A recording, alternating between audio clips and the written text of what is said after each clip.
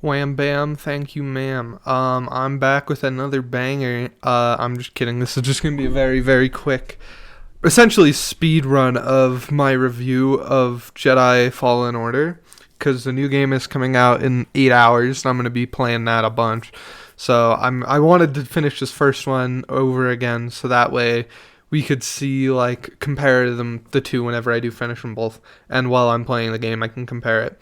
So first of all, I had to put it on the hardest difficulty because who the fuck, who am I other than him? I'm just kidding. I'm pretty shitty to be honest at most games, but I played Sekiro one time and that was enough to make me like insane at most games. So I played it on Jedi Grandmaster, not to flex or anything. Y'all some bitches. I'm just kidding. But yeah, the game is just good, man. Like, it's not a flawless masterpiece or anything like that, but it is just actually a good game. Like, there's a lot to enjoy. The characters, the environment. If you like Star Wars, you're gonna love this. Like, where it takes place, the gameplay. If you like Star Wars, like what was it called, Force Unleashed, you're gonna like this probably. It's just a very fun game. I love any Souls-like, and this is a Star Wars Souls-like, so of course I fucking love this. I'm not a massive... To be fair, just before we get into this, I grew up watching a lot of Star Wars. I loved the prequels when I was growing up, and I like the original trilogy quite a bit. I also my first and favorite game, probably favorite multiplayer game of all time, was Battlefront 2, the original Battlefront 2. If it came out in like 2005 or whatever, that an absolute masterpiece. To be honest, I loved playing that game. So I have some experience in the Star Wars universe, you could say. Dip my toes. I've watched every single movie. I haven't watched all the shows. I've watched Mandalorian, but that's about it. Oh, and the Clone Wars. But the Clone Wars I watched growing up and then rewatched it recently. It's just a cool universe, and Souls-like games are probably my favorite type of game, to be honest. I guess just RPGs, like, in general, are usually my favorite type of game. That and fighting games are like up there. So of course I'm gonna like this. If you like those types of games, you'll also like it. It's not as hard as Dark Souls. I wouldn't say it's as hard as any of the Dark Souls, to be honest. But it has been a while since I played 2, 1, and 3. I played Demon Souls. It was definitely easier than that. Definitely easier than Sekiro, but that's like on a scale of like 1 to 10 for the hardest. Sekiro is like an 11, and this game is like a 5. It's really, honestly, once you start getting all the abilities, it's like kind of easy. Even on Jedi Grandmaster, I kind of just turned my brain off. But I don't know, maybe I've just gotten better at games or something. But it's a fun game. Just to go into like my favorite things really quick. So my favorite thing they added by far, or not added, but have in this game by far, is absolutely the what's it called, the combat, man. It's just so good. All of the abilities you unlock multiple stances. It's just so satisfying. I wish there was a little bit more, but I think that's just because this game now is like 4 or 5 years old, so it's kind of it's obviously it's not like super old, but it is kind of outdated when it comes to combat and stuff. But it's a very fun system. It has some banger boss fights, bro. Like some actually really interesting ones. I'm hoping there's a little more Imperial like fights in this game rather than in the next game, rather than in this game where it was a lot of monsters. Although to be honest, those were also pretty fun to fight, like the giant bat. The environments are great. The music is amazing. If you're a Star Wars fan, you'll recognize like all of them, like not all of it, but quite a bit of the music that they use. It's just good. There's Easter eggs everywhere.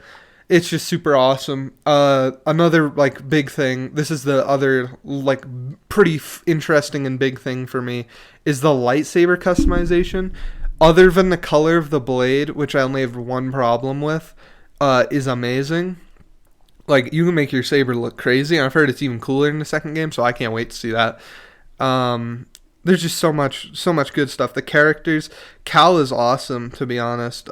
He's one of my favorite I'm not like an actors type of guy, but the voice actor and the like I guess you could he kind of is an actor for Cal. He also was Jerome in Gotham, the show, and he's a very good actor. I think he's super entertaining and he's pretty funny. I saw a clip of him recently talking about the ponchos. And actually, speaking of the ponchos, that's a pretty good way to segue into my negatives about this game. So don't get me wrong, it's a good game, but I would say there's like three pretty major problems with it. So the first one, and probably the least out of these three, is the customization kind of blows, to be honest. The customization kind of sucks. You get four different things you can like customize that aren't your lightsaber. And it's a poncho, which like changes the color of your clothes that you're wearing. It doesn't change the clothes, just the color. Then there's a like undergarment for that, which you can barely see, but it's like one arm. You can change the color again. There's like 6 versions of that. Then you can change BD1, the droid, but you can only change his color once again. And then the Mantis ship, which you barely see to be fair, but but you can change it. And then since we're talking about cosmetics and things I didn't like, so the lightsaber colors. This is just a problem with the lightsaber colors. I think in general, I can't really blame the game for this, but so the only colors that I think are like actually cool is purple, blue, green, and probably I think the orange is cool, but that's just because I like orange. But like a lot of the other colors feel useless. I'm really hoping in the sequel there's a little more. I think there's a gray saber, which is like for me that's perfect. I love black and white, just the like color scheme of that. So I'll definitely be rocking that if I'm able to do that. But that's like my only problem with the lightsaber. I think they just needed like 1 or 2 more colors. I know you can't exactly just make it like here's a black lightsaber because that's like lore, that's like an actual thing, but I wish they kind of did do that. And so moving on from just the cosmetics, which I don't think is super interesting, is the walk back in this game sucks so hard, dude. The levels, so they're cool places, but the design is a nightmare. I platinumed the game, obviously. I always platinum every single game that I usually upload on this channel. That's why it's called I think I called it the Platinum Journey or something at one point, but someone else took that name. I don't know. But so the platinum for this game is brutal, bro. Like I beat the game in what feels like 10 or 12 hours. And then it went all the way up. I'm at like 30 something hours now because of the platinum. That shit was awful. There's a lot. So I think if you did it a little more efficiently, it wouldn't have been as bad. But for me, so I went and did every single world, collected all the chests and all the secrets. And then after that, I realized that I had to go back and grab every single like data log. And I was like, okay. So I went back and grabbed all the data logs, only to realize I didn't scan everything. So I had to go back a third time to each planet individually.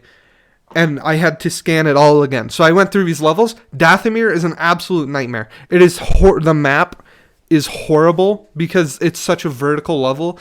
It's just hard to see what you're even doing. Terrible. I don't want to say terrible level design, but it like when it comes to going back through it, it's pretty like awful, to be honest. It's not good.